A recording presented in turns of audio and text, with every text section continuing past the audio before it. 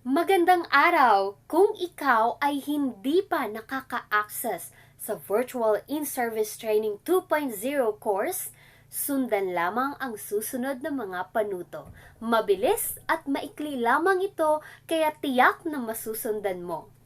Para sa mga guro o personal na mayroon ng DepEd email, go to lms.deped.gov.ph. I-search sa taas ng website ang region na kinabibilangan. Piliin ang inyong Schools Division Office.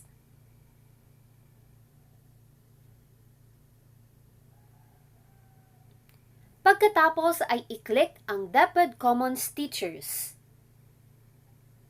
Pumili kung anong account ang gagamitin mo, maaaring Google account or Microsoft account.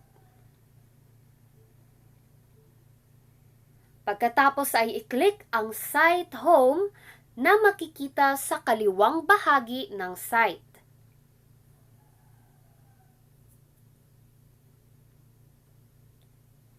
Piliin ang Professional Development at i-click ito.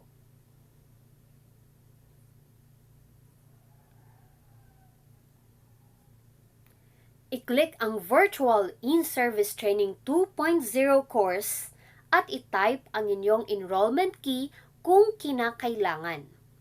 Ang listahan ng mga enrollment keys sa bawat region ay makikita po sa link na nakapost sa description box. Kung hindi na kinakailangan ang enrollment key, ay maaari na kayong magpatuloy. I-click ang Enroll Me.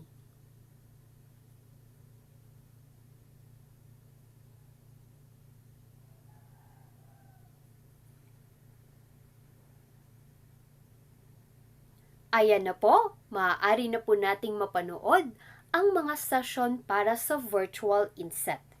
Naway maging masigla at produktibo ang ating pakikilahok sa Virtual In-Service Training 2.0.